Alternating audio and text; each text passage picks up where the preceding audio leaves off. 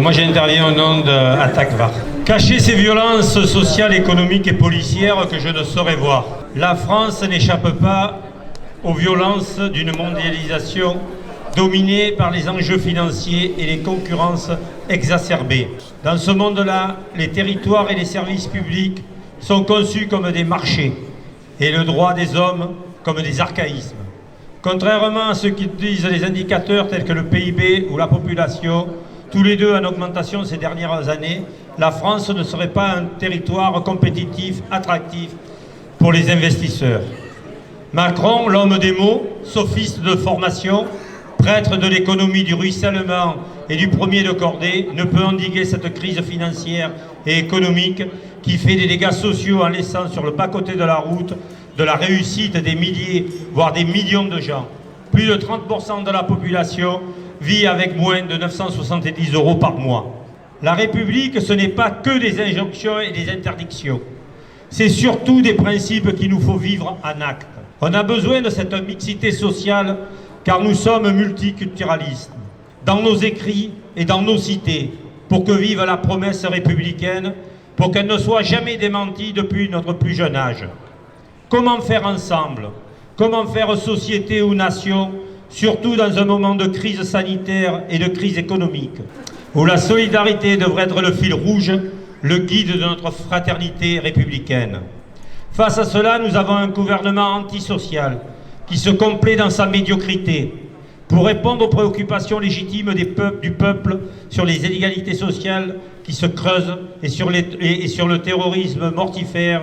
Il répond par des lois autoritaires, liberticides et fascistes que sont les lois sur la sécurité globale et la loi sur le séparatisme. Au nom de nos libertés, le collectif Stop Retrait de la loi sécurité globale rappelle les dispositions de l'Union européenne en matière de droit. Lors de l'élaboration de leur législation en matière de sécurité, les États membres doivent respecter le principe de proportionnalité et trouver le juste équilibre entre la garantie de la sécurité publique et la protection des droits et des libertés des citoyens, y compris la liberté d'expression, la liberté des médias, la liberté d'association, le droit au respect de la vie privée et l'accès à l'information. Sur le séparatisme, le vrai sujet, c'est le terrorisme. Comment on combat ce terrorisme qui nous endeuille? Vrai sujet de géopolitique capitaliste. Dans ce moment, jamais le mécontentement n'aura été aussi fort, que ce soit du côté de la police ou du peuple. Nous y voyons une grande souffrance sociale. À cela, il nous faut rajouter une jeunesse qui meurt. Aujourd'hui, notre société sépare. L'école est devenue le lieu de séparation de la République. C'est d'abord l'école laïque, l'école où l'on apprend cette République démocratique, laïque et sociale. Et c'est bien l'école qui incarne, de par sa mixité sociale, cette laïcité. Pourtant, l'école ne donnera plus, selon où on met nos enfants, les mêmes parcours de vie et donc les mêmes chances.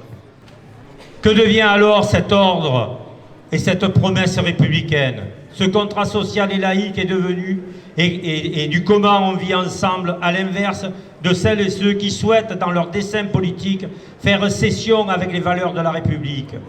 C'est ce que promet la droite extrême si l'extrême droite arrivait au pouvoir. La République, ce n'est pas du catéchisme, et encore moins des incantations. C'est une culture du partage et de la solidarité, avec beaucoup de fraternité. Se parler pour se comprendre, pour comprendre l'autre, ce qui nous émancipera de nos préjugés et ne stigmatisera plus l'étranger. Pour finir, je citerai Jaurès. La République a été sociale et laïque, elle restera laïque si elle reste sociale. Alors vous l'aurez compris, ce n'est pas de faire aimer les mots de la République dont nous avons besoin, mais de faire aimer la chose. Alors vive la République et vive la sociale. Merci.